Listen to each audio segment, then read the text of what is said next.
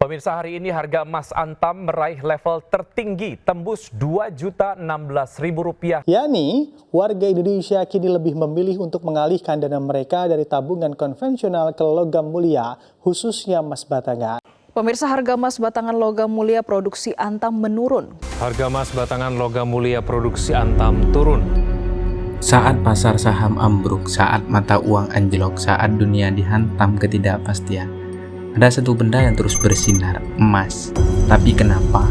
Kenapa justru saat dunia runtuh harga emas meroket?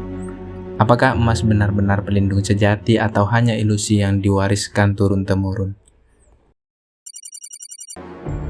Sejak ribuan tahun yang lalu, manusia terpesona oleh kilauan emas. Tidak hanya karena cantik, tapi karena emas langka, tahan lama dan tidak mudah rusak. Di Mesir kuno, emas melambangkan kekuasaan ilahi. Di Romawi, koin emas menjadi standar perdagangan antar negara. Bahkan di zaman modern sebelum uang kertas kita kenal, banyak negara mengikat nilai mata uang langsung ke cadangan emas mereka. Ini disebut dengan golden standard. Dengan kata lain, emas bukan sekedar benda mewah. Emas adalah dasar kepercayaan dalam ekonomi global selama berabad-abad. Dan sampai hari ini, meski dunia berubah, insting manusia untuk berlindung kepada emas tetap hidup. Ketika ketidakpastian melanda, orang tidak mencari lebih banyak uang kertas, mereka mencari emas. Saat dunia terasa stabil, orang percaya pada saham, properti, bahkan uang kertas. Tapi ketika badai datang, ketika bank runtuh, perusahaan bangkrut, atau mata uang kehilangan nilai, semua orang mendadak ingat satu hal, yaitu emas. Kenapa? Karena emas bukan janji. Saham adalah janji perusahaan untuk tumbuh. Uang kertas adalah janji pemerintah untuk menjaga nilainya. Tapi emas adalah emas. Ia tidak bergantung kepada siapapun. Tidak bisa diciptakan begitu saja seperti uang. Tidak bisa dinilai kosong seperti aset digital yang kehilangan kepercayaan. Ketika ketidakpastian merajalela, orang mencari satu hal yang nyata, suatu yang bisa disentuh, ditimbang, dan dipercayai. Dan emas selama ribuan tahun selalu menawarkan rasa aman itu.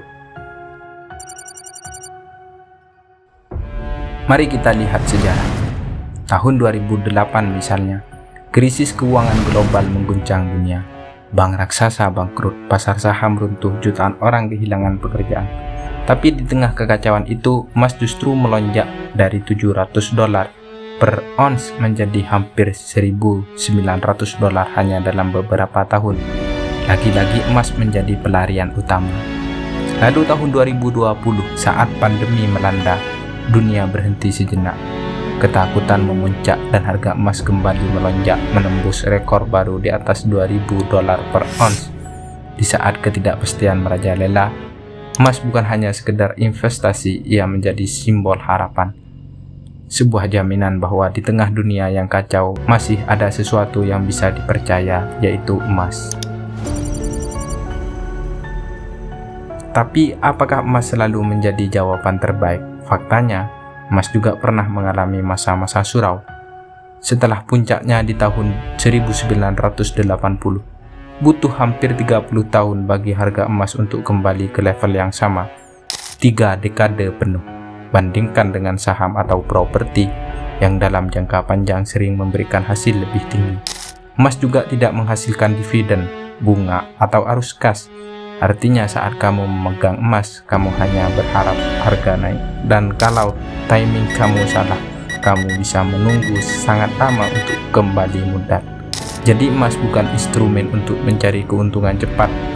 Ia lebih mirip payung yang disiapkan sebelum badai datang, bukan mesin pencetak uang. Jadi, apakah kamu perlu punya emas? Jawabannya bisa iya, bisa tidak. Kalau tujuanmu adalah melipat gandakan uang dengan cepat, emas mungkin bukan pilihan utama. Tapi kalau kamu ingin proteksi, semacam asuransi finansial terhadap krisis, emas bisa menjadi bagian penting dari portofoliomu. Para ahli sering menyarankan jangan jadikan emas sebagai seluruh investasi kamu. Sebaliknya, jadikan emas sebagian kecil, 5 hingga 10% dari asetmu.